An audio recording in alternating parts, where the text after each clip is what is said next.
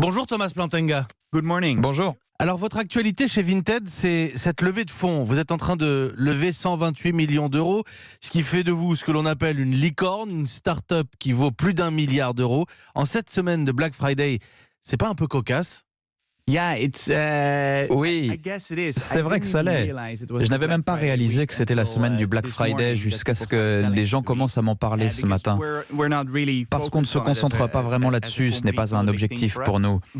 Mais oui, il y a de l'ironie à voir que dans l'un de ces jours phares de la consommation massive, une entreprise qui met en avant l'économie circulaire arrive à lever une grosse somme d'argent. Ça montre que c'est une bonne voie à suivre aussi, la façon dont on travaille, dont on essaye de rendre la consommation plus circulaire. Ça nous fait du bien, on se sent soutenu par ça. Quand on sait que 3 vendeurs sur 4 utilisent l'argent qu'ils gagnent sur votre site pour acheter d'autres produits sur Vinted, c'est plus du troc, de l'échange que de l'achat à proprement parler ? Oui, c'est vraiment circulaire. Et c'est en fait l'an passé que j'ai commencé à me dire ça.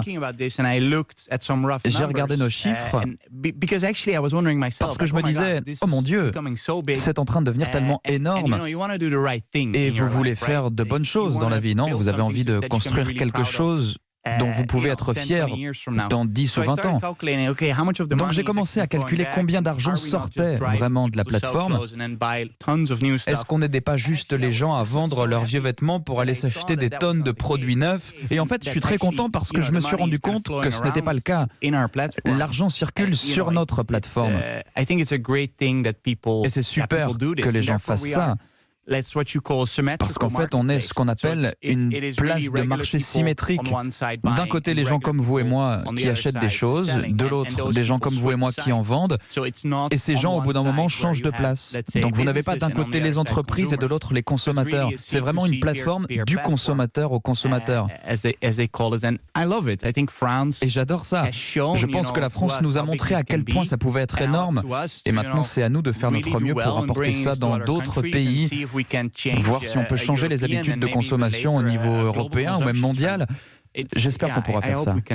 Vous diriez que la France, c'est un modèle pour vous ? Oui, elle est, absolument. Si vous regardez l'ampleur du commerce d'occasion qu'il y a dans ce pays, c'est énorme. Vous êtes les premiers au monde. Pour ce qui est des vêtements d'occasion, je ne connais aucun autre pays ailleurs où c'est aussi développé. Et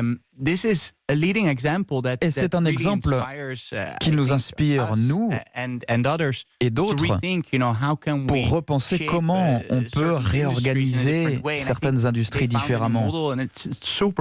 Et c'est super cool. Je suis super impressionné par l'écosystème d'entreprises que vous avez en France et comment elles collaborent avec nous. Comment Mondial Relay, par exemple, innove avec nous pour optimiser les choses. Ils nous disent, par exemple, OK, on va vous soutenir et aller dans d'autres pays avec vous. C'est comme ça qu'on innove vraiment, quand des gens différents se serrent la main et essayent de se pousser l'un l'autre vers l'avant. Cependant, vous devez livrer des choses aux consommateurs, livrer vos produits comme toutes les plateformes. Ça, c'est de la pollution aussi. Oui, absolument. Mais c'est l'une des choses sur lesquelles on innove avec Mondial Relay. On ne se dit pas seulement comment est-ce qu'on peut avoir un meilleur prix ou comment on peut aller plus vite. On se demande vraiment comment on peut rendre ça plus durable. Je suis très conscient que presque tout ce qu'on fait dans la vie a un certain impact sur l'environnement. Et je pense que les livraisons en font partie. Et en tant qu'entreprise, on doit repenser notre approche là-dessus. On doit s'améliorer. C'est notre responsabilité de repenser tous ces processus. Et vous savez, j'aime ce genre de défi. C'est dans notre ADN de quasiment tout repenser. Si vous regardez par exemple comment on fait notre publicité, on n'embauche pas simplement une agence, on investit dans un immense hangar à Vilnius avec nos propres caméras de télé, des acteurs français, et on tourne nos propres publicités à Vilnius. Et donc je pense qu'avec les livraisons, comme avec tout ce qu'on fait, on doit toujours réfléchir pour voir comment rendre les choses plus optimales. Parce que si on rend ça meilleur pour l'environnement, ce sera meilleur pour notre croissance. Et vos impôts, vous savez sûrement que c'est un sujet sensible ici en France. Vous y avez un très gros beau marché. Est-ce que vous payez des impôts ici ? Oui, bien sûr. Vous savez, j'adore les impôts. C'est, je pense, l'élément fondamental sur lequel on construit une société, non ?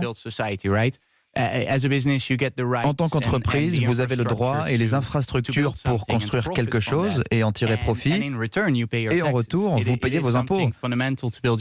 C'est fondamental pour construire des universités, des hôpitaux, aider ceux qui ont moins, rendre la société plus juste, ce qui est extrêmement important pour qu'elle reste stable.